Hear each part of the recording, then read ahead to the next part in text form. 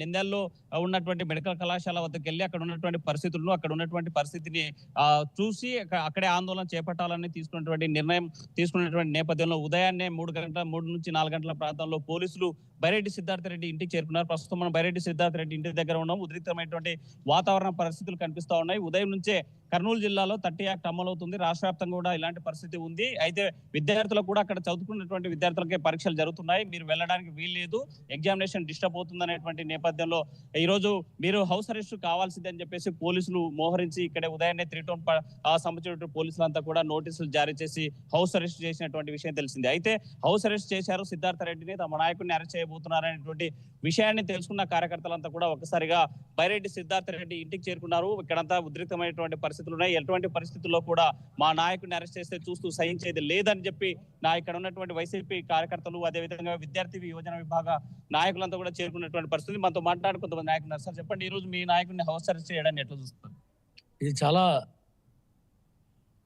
చాలా చాలా బాధాకరమైనటువంటి విషయం. ఎందుకంటే ఈరోజు ఏదైతే చలో మెడికల్ కాలేజ్ ప్రోగ్రామ్ ఏదైతే ఉందో అది బడుగు బలహీన వర్గాలకు, ముఖ్యంగా పేద విద్యార్థులకు భావి భవిష్యత్తులో మెడిసిన్ చదవాలనుకున్నటువంటి వాళ్లకు మార్గదర్శకంగా ఉండే విధంగా జగన్మోహన్ రెడ్డి గారు తీసుకున్నటువంటి నిర్ణయం.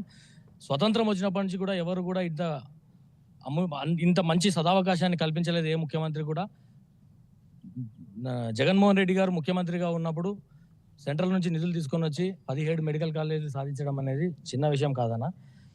రానున్న విద్యార్థులు ఎవరైతే మెడిసిన్ చేయాలనుకుంటారో బడుగు బలహీన వర్గాలు వాళ్ళకందరూ కూడా ఉపయోగపడే విధంగా ఉండేటటువంటి కార్యక్రమం. దాంట్లో భాగంగా 7 మెడికల్ కాలేజీలు పూర్తయినటువంటి విషయం మనకందరికీ తెలిసిందే. కానీ ఈ రోజు కొంతమంది నాయకులు ఎటువంటిది కూడా చేయలేదన్నది చాలా బాధాకరమైన విషయం అన్న. చెప్తానన్న దానికి కూడా విషయం ఏంటంటే వాస్తవాలు మాట్లాడాలి. ఉన్నటువంటి మెడికల్ కాలేజ్లో ఆల్రెడీ అడ్మిషన్స్ అయినటువంటి మెడికల్ కాలేజ్లను కూడా కట్టలేదని చెప్పడం అనేది చాలా బాధాకరమైనటువంటి విషయం. ఇంకొక విషయం ఏంటంటే ఈరోజు చలో మెడికల్ కాలేజ్ ప్రోగ్రాంలో ముఖ్యంగా యువతలో మంచి క్రేజ్ ఉన్నటువంటి నాయకుడు సిద్ధార్థ రెడ్డి గారు మీకు అందరూ తెలిసినటువంటి విషయమే. యువత ఎంతో మంది అక్కడికి వస్తున్నారని చెప్పేసి ముందే ఎక్కడికక్కడ అరికట్టాలన్న ఉద్దేశంతో నంద్యాలలో అయితేనేమి, నందికొట్కూరులో అయితేనేమి, బనగానపల్లిలో అయితేనేమి, బేదంచెర్లో అయితేనేమి చాలా చోట్ల ఎక్కడికక్కడ అరికట్టడమే కాకుండా సిద్ధార్థ రెడ్డి గారిని హౌస్ అరెస్ట్ చేయడం అనేది చాలా శాంతియుతంగా, అంటే ప్రజా వాయిస్ని, ముఖ్యంగా విద్యార్థుల బాధని, ఈ మెడికల్ కాలేజ్ ప్రైవేటీకరణ అయితే చాలా ఇబ్బందులకు గురవుతారు నెక్స్ట్ జనరేషన్ అని చెప్పేసి విషయాన్ని తెలియపరిచే విధంగా శాంతియుతంగా మేమంతా కూడా చలో మెడికల్ కాలేజ్ కార్యక్రమం చేయాలని చెప్పి చేయడం జరిగింది. ఈ విషయాన్ని కూడా దీన్ని రాజకీయం చేస్తూ ఇక్కడ ఏదో జరిగిపోతుంది, దాడులు జరుగుతాయి అని ఏవో క్రియేట్ చేసేసి హౌస్ అరెస్ట్ చేస్తున్నామని చెప్పేసి ఎగ్జామ్ ఉందని చెప్పేసి ఒకటి చెప్తున్నారు. ఎగ్జామ్ ఒకవేళ ఉంటే 12 గంటల వరకు ఉందన్న, 12 తర్వాత ఫ్రీగానే ఉంటుంది. మనం చూపించాలనుకుంటే సాయంత్రం 5 గంటల వరకు కూడా మాకు అవకాశం కల్పించవచ్చు. ఇక్కడ మేము ఏదైతే ప్రజా వాయిస్, ఏదైతే విద్యార్థుల నుంచి వచ్చేటువంటి వాయిస్ ఏదైతే ఉందో అది మేము ప్రజల దృష్టికి తీసుకుపోయే విధంగా అవకాశం కల్పించాలని చెప్పి ముఖ్యంగా అధికారులను కోరుకుంటున్నాము. మీరు చెప్పండి, విద్యార్థి విభాగం నుంచి అసలు మెడికల్ కాలేజీలో ఇష్యూ ఎట్లా చూడాలండి? ఇది చాలా దారుణమైన విషయము. సిద్ధార్థ రెడ్డి గారిని ఈ ప్రైవేటీకరణను వ్యతిరేకిస్తూ ఆయన తీసుకున్న నిర్ణయాన్ని మేమందరం స్వాగతిస్తున్నాము. ఆయన హౌస్ అరెస్ట్ చేయడం చాలా దారుణమైన విషయం. మేము దీన్ని ఖండిస్తున్నాం.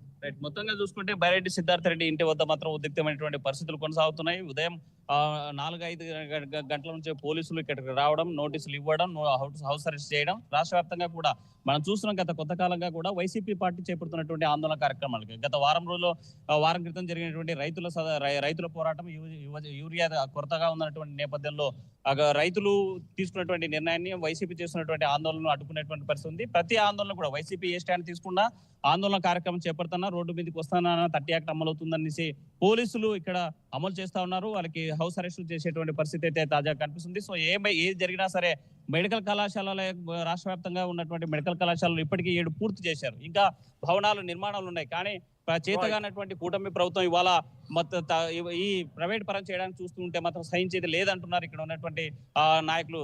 Manoj. Right, thank you Hussain. So మొత్తంగా ఏపీ వ్యాప్తంగా ఈరోజు చలో మెడికల్ కాలేజీలకి వైసీపీ పిలుపునిచ్చింది. అయితే ఎక్కడికక్కడ మాజీ మంత్రుల్ని, ఎమ్మెల్యేలని, వైసీపీ నేతలను అరెస్ట్ చేస్తూ ఉన్నారు.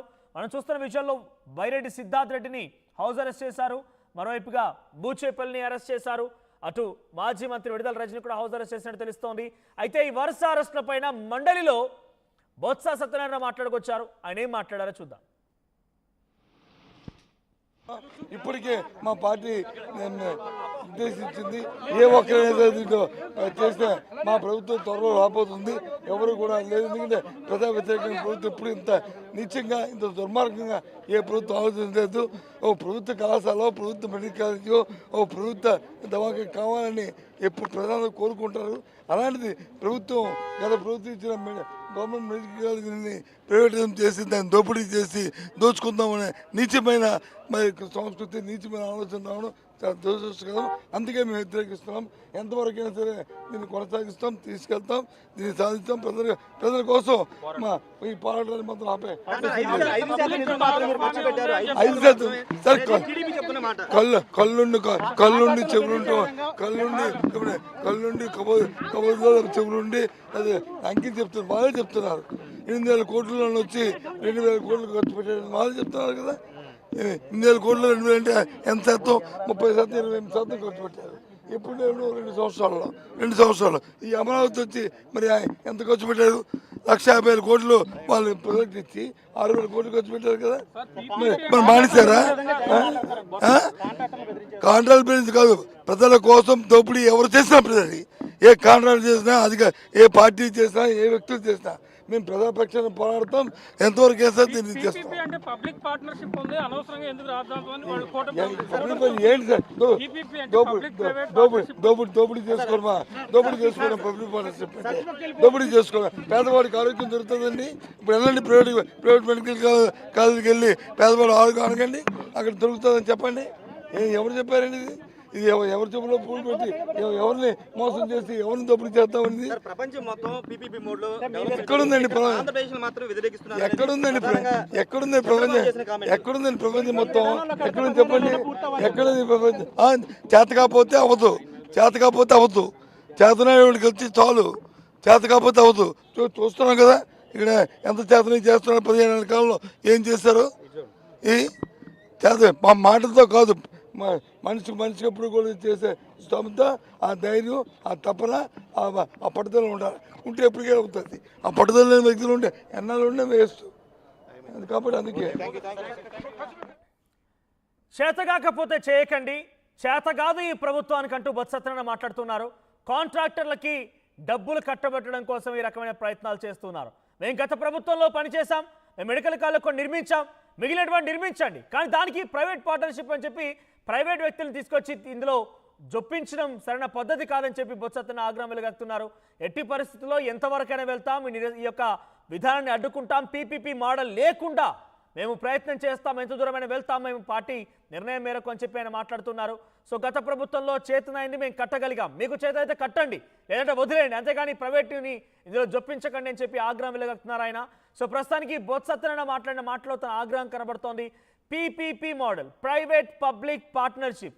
సో దీంట్లో ప్రైవేట్ పార్ట్నర్షిప్ అనేది లేకుండా చేయాలనే రకంగా ఇప్పుడు వైసీపీ మాట్లాడుతోంది. కానీ అటు టీడీపీ మాత్రం 5 ఏళ్లలో ఈ కాలేజ్ నిర్మాణం పూర్తయిపోయి అక్కడ పూర్తిగా కాలేజ్ నిర్వహణ జరగాలి అని అంటే కనుక తప్పకుండా పీపీపీ మోడల్ని ఎంచుకోవాల్సిందని చెప్పి మంత్రి సత్యకుమార్ యాదవ్ అంటున్నారు. ఒకసారి ఈ విషయం పైన బైరెడ్డి సిద్ధార్థ్ కూడా మాట్లాడుకొచ్చారు. సో ఆయన కొంత ఆగ్రహం వెలుగక్కుతున్నారు. విద్యార్థులు అనవసరంగా ఇబ్బంది పెట్టి ఆలోచన చేస్తోంది కూటమి ప్రభుత్వం అంటున్నారు. సో గతంలో మేము చేయడం సాధ్యమైనప్పుడు ఇప్పుడు కూటమి ప్రభుత్వం ఎందుకు సాధ్యం కావడం లేదని అడుగుతున్నారు.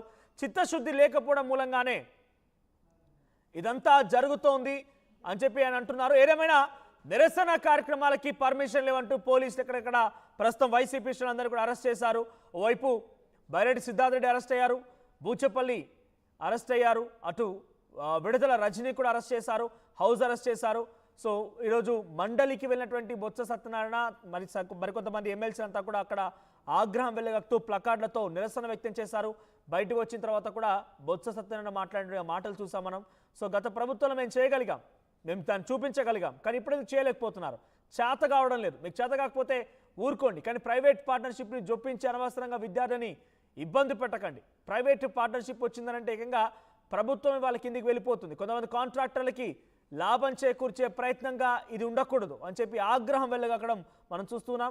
సో ఏదేమైనా ఈరోజు రాష్ట్ర వ్యాప్తంగా వైసీపీ పార్టీ ఇచ్చిన పిలుపు మేరకి చలో మెడికల్ కాలేజీలకి అనేటువంటి ఆ పిలుపుని వైసీపీ కార్యకర్తలు నేతలంతా కూడా అమలు చేస్తూ ఉన్నారు. సో ఎక్కడికక్కడ హైటెన్షన్ కొనసాగుతోంది, అరెస్ట్ల పర్వం కొనసాగుతుంది. దర్శి ఎమ్మెల్యేని అరెస్ట్ చేశారు, మాజీ మంత్రి విడుదల రజనీ అరెస్ట్ చేశారు. అటు కర్నూలులో వైసీపీ నేత బైరెడ్డి సిద్ధార్థ రెడ్డి కూడా అరెస్ట్ అయ్యారు. మండలిలో కూడా కొంత బయట రసభాసగా పరిస్థితి మారిపోయింది. బొత్స సత్యనారాయణ కూడా అక్కడి నుంచి ఎమ్మెల్సీలను కూడా తరలించడం మనం చూస్తూ ఉన్నాం. సో బొత్స సత్యనారాయణ మాత్రం మేము ఎక్కడి వరకైనా వెళ్తాం ఈ ఘటన పైన అని చెప్తున్నారు. ఒకసారి ఈ హౌస్ అరెస్ట్ల పైన, పీపీపీ మోడల్ పైన బైరెడ్డి సిద్ధార్థ రెడ్డి స్పందించారు. ఆయన ఏం మాట్లాడారో చూద్దాం. ఈరోజు వైఎస్ఆర్ కాంగ్రెస్ పార్టీ విద్యార్థి మరియు